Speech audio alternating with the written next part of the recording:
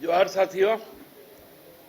अभी जब आपसे हम बात कर रहे तो यहाँ से कुछ ही दूर में, लगभग आधे किलोमीटर दूर में, नहीं मालूम किसके जमीन पर बनी एक रेस्टोरेंट है जो कैब्स के नाम से जाना जाता है। वहाँ पंचतंत्र की कहानी बांची जा रही है। वहाँ विक्रम बेतालों का एक झुंड जो पंचजन्य से पढ़े हुए लोग हैं। पांचजन्य एक मासिक पत्रिका है आरएसएस का, उसके शब्दों से पिरोए हुए पंच प्रण के नाम से, मतलब उसको समझा जा सकता है कि वो एक प्रपंच है। उसके नाम में ही प्रपंच दिख गया। पंचतंत्र की कहानी में हम लोग बहुत सारे प्रपंच देखे। जब विक्रम बेताल को कंधे पर लेकर जाता है, फिर ऐसा ऐसा प्रपंच होता है कि फिर से बेताल उसके कंधे से उड़कर फिर से वृक्ष में चल जाता है। वो पंचतंत्र की कहानी अभी बांची जा रही है, कुछ देर और बांची जाएगी, क्योंकि 5 साल तक लोग राजनीतिक रूप से बेरोजगार हो गए थे और लोकतंत्र में हमारा ये अवसर आता है कि हर 5 साल में लोग रोजगार की तलाश में निकलते हैं। कुछ दिन पहले कहा गया कि हम लोग जो घोषणा पत्र लाएंगे भारतीय जनता पार्टी के द्वारा, वो किस्तों में जारी होगी। मतलब जैसे टीवी में जो घर तोड़ने और घर जोड़ने का जो सीरियल सब चलता है, वो भी टू बी कंटिन्यूड होता है, कई किस्त होते हैं, उसी तरह किस्तों में आएगी। चलिए भाई, हम लोग भी उस किस्त का इंतजार कर रहे थे कि आज कौन सा प्रपंच होगा। तो प्रपंच के नाम पर बहुत प्रहसन भी हुआ। बात की शुरुआत हुई महिला सशक्तिकरण से, जिसमें कहा गया कि जो संसदीय व्यवस्था के तहत हम महिलाओं को 33% आरक्षण देंगे और उसका कानून भी संसद ने पास कर दिया। लेकिन वो आरक्षण तब होगा जब जनसंख्या की गिनती हो। अब 2025 के दरवाजे पे हम लोग खड़े हैं, लेकिन अभी तक कोई ऐसी सूचना नहीं है कि 2011 के बाद से इस देश का पॉपुलेशन सेंसस का कोई तैयारी किया। तो पहला प्रपंच से ही शुरू हुआ। ना नॉर्मन तेल होगा, ना राधा नाचेगी, जिसको हम लोग कहते हैं कि नाच न जाने तो आंगन टेढ़। दूसरा, वही बोले ना, भूत, बार बार प्रधानमंत्री जी बोल रहे हैं, तो हमारी जितनी योजनाएं हैं अब भूत बनकर उनके पीछे चल रही है। गोगो बहना 2100 ना 2500 रुपए प्रति महीने। अब उनको समझाना पड़ रहा है कि गोगो का मतलब होता क्या।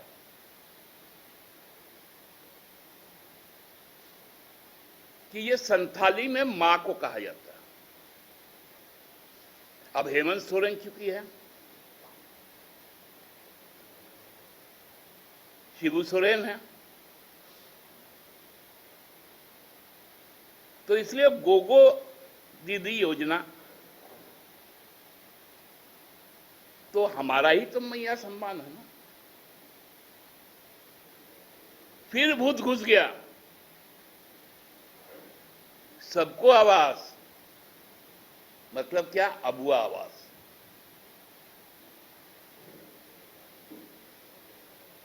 बोले हम रोजगार से जोड़ेंगे। भैया रघुवर शासन में 14 से 19 तक में आपने केवल और केवल संविदा के आधार पर नियुक्तियां दी और हम उन सभी संविदा कर्मियों को समायोजित करने का काम किया। 1.5 लाख से ज्यादा हम सरकारी नियोजन कर चुके हैं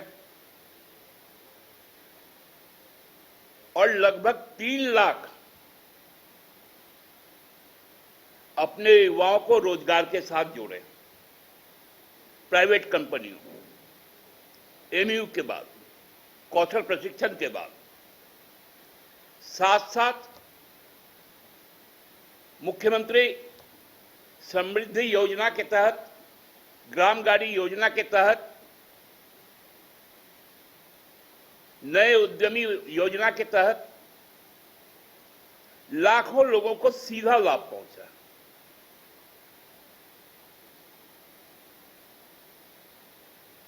एक आ गया है यहां पर फिर से प्रपंच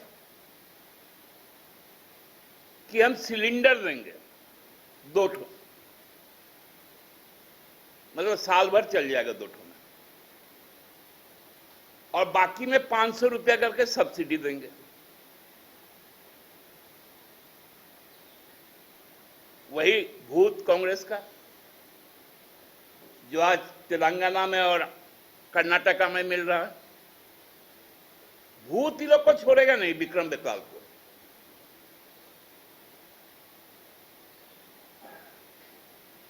और एक बड़ा अच्छा बात बोल रहे थे, बगल में शिवराज जी बैठे हुए थे, व्यापम विख्यात, और बोल रहे थे प्रथम मुख्यमंत्री जिन्होंने 2 जेपीएससी करवाया और दोनों पर सीबीआई की जांच।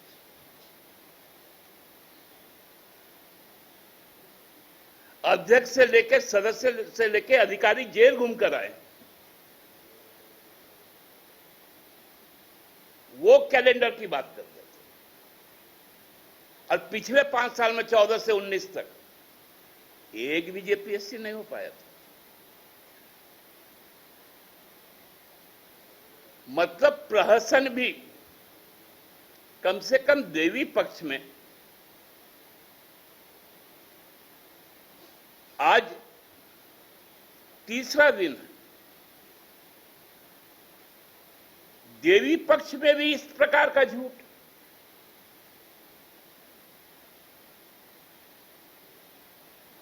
अब भगवान को भी नहीं छोड़ेंगे लोग, क्योंकि सुप्रीम कोर्ट ने तो कहा है कि कम से कम भगवान को तो छोड़ दीजिए। ये पक्ष जो छोड़ देते, विजयदशमी के बाद करते। अब आएगा कि 15, देखिए कैसा कैसा प्रपंच। जब 25 साल का झारखंड होगा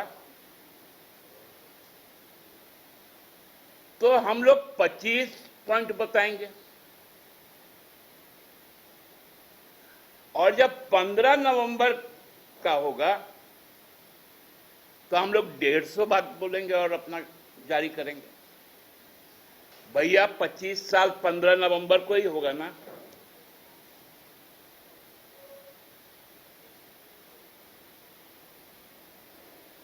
तो फिर 150 फिर उस दिन कैसे करेंगे?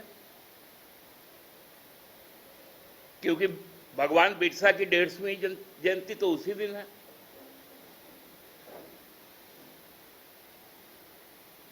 मैं अपने बड़े भाई, राज्य के मुख्यमंत्री, प्रथम मुख्यमंत्री आदरणीय श्री बीएल मरांडी जी को कहूंगा, ठीक थे आप कुछ दिनों पहले तक, 5 साल पहले तक, कम से कम इस प्रकार का मति भ्रम आपको नहीं हुआ था।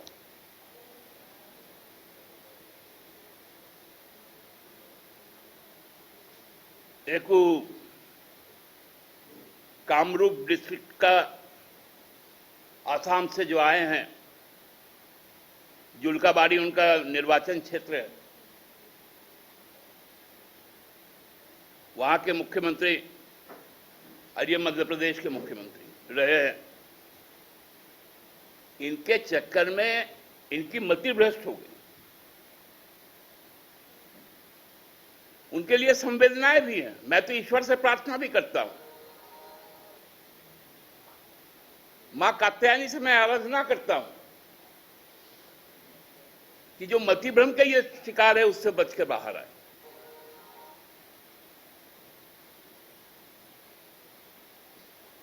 मैं अमूमन 4:30 बजे बोलता था, मुझे 1 घंटा बाद में इसलिए बोलना पड़ा क्योंकि मैं जो प्रपंच रचा जा रहा है उसके बारे में कुछ जानकारी ले ली, और जानकारी लेने के बाद यही आया कि ओझा मुनि का अब जरूरत है, इनको झाड़ फूक की जरूरत है, और झाड़ फूक चुनाव में ही संभव है, और झाड़ फूक करके हम लोग इनको शांत कर देंगे।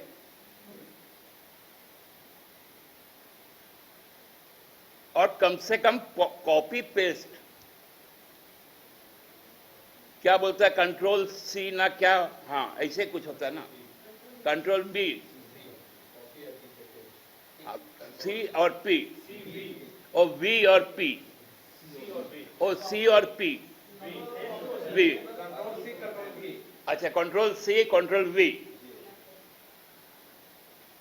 ई वाला काम ना कीजिए। कुछ इनोवेटिव आइडिया हो तो वो आइडिया लेके आइए, क्योंकि आइए हमारे बहुत सारे अभी पंडाल बन रहे हैं, कई इनोवेटिव आइडिया वहां पर इमर्ज हो रहे हैं। कम से कम पंडाल घूमकर इस देवी पक्ष का अनुभूति भी कीजिए, और लोगों को, क्योंकि अभी शाम के वक्त तो फिर पाठ भी होगा, तो हंसाना उसाने का काम मत किया कीजिए। आपको आसन्न हार के लिए बहुत बहुत शुभकामनाएं, और इस प्रकार का फिर 15 नवंबर को हम लोग आपका इंतजार करेंगे, जब 25 एक तरफ, 150 एक तरफ होगा। बहुत बहुत धन्यवाद।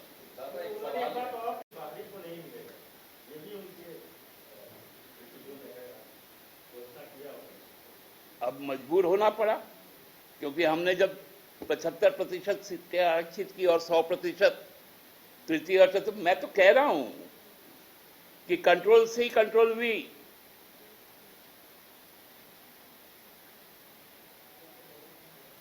तो ये पूरा का पूरा आज का जो इनका 5 प्रण है, प्रपंच जो है, ये कहीं से भी कुछ नया नहीं।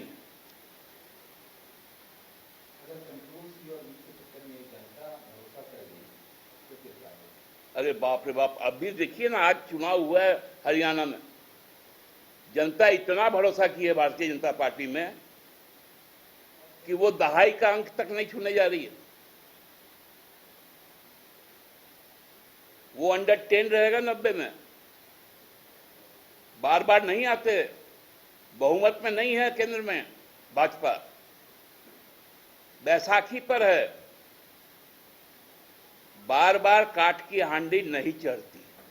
दादा एक सवाल है,